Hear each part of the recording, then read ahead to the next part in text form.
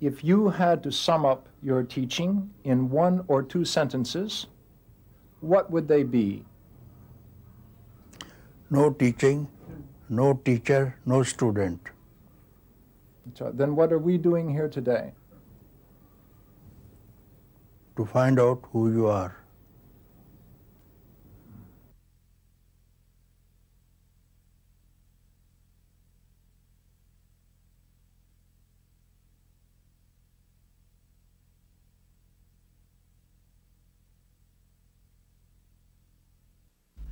The first question, Papaji, is who are you?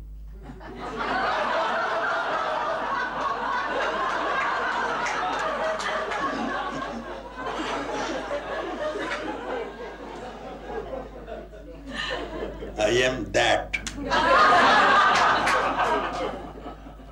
From where you, me, she, he, all the rest emerge from. I am that.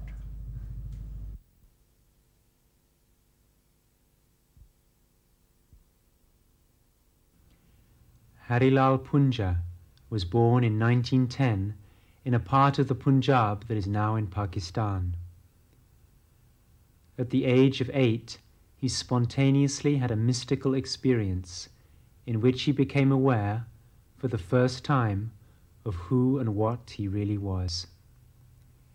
It was a transcendent experience of peace and happiness. For the next 25 years he tried, obsessively, to recapture that early experience through devotion to the Hindu god, Krishna. He had many visions of God, saw many famous Indian saints and gurus, but no one he met was able to give him the direct experience of God that he craved. Then, in 1944, at the age of 34, he went to the ashram of Sri Ramana Maharshi, one of India's most famous and respected gurus. I had entered the ashram and then all was quiet. All was quiet, and this man is quiet, incarnation of silence itself, not speaking to anyone. But then it was tremendous silence. I never saw anybody so silent, you see. So the people who go there, their mind doesn't enter the hall. He sits quiet and silence was there.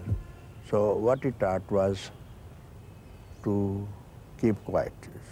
On the day you finally got it with Ramana Maharshi, what exactly was happening? I was a devotee of Krishna from childhood. Devotee of Krishna, so that Krishna even would manifest in physical form. I could see with the senses, as I see other things, so much attached.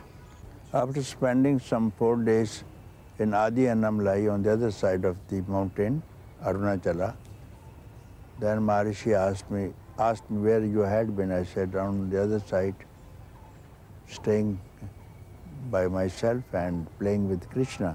Oh, see, very good. You have been playing with Krishna? Yes, sir, I was playing with Krishna. He is my friend. Do you see him now? No, sir, I don't. So he said, what appears and disappears is not real. It's not real. The seer remained. You saw him, he disappeared. You remain, same seer. Now you are here also. Seer remained. Now find out who the seer is. So it was a word only, no? It was a word. But then it struck me. I became the seer, you see. Some seer I saw. And this seer was beyond all, you see. As Sri Ramana looked at him, silently transmitting peace, Punjaji suddenly became aware of his own inner reality, the abiding, formless presence which is the source and substance of all that exists. Hindus call this the self, but it has nothing to do with the mind or the personality. It is, instead, the common ground, the continuous presence that abides timelessly and formlessly as the real nature and heart of all beings. For the last 45 years, Punjaji has been helping others to dispel the illusions they have about themselves, so that they too can be aware of that abiding presence that has been his own unshakable experience since the moment of his own enlightenment. His methods are unconventional but traditional. In face-to-face encounters with seekers, he challenges all of their most basic assumptions and drives them back to an awareness of who they really are. Let there be peace and love among all beings of the universe. Let there be peace, let there be peace.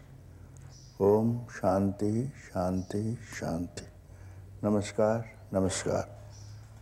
Welcome to Satsang. Some friends are very new to Lucknow Satsang, so let me introduce what's going on here. You are here for the first time to something very new, and I am not going to give you any method, any way that you have tried, and it has not paid. No one tells you what is here, now. Here and now, within your own heart. To return to your own heart, I don't think you need any search, any practice, any method. You sit on meditation, you project something, the benefit of meditation, enlightenment is some future date.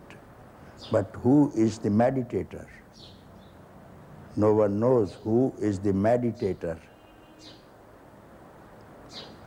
You work on meditated upon object of meditation. But this is neither the subject nor the object. It is that itself. And that is already here.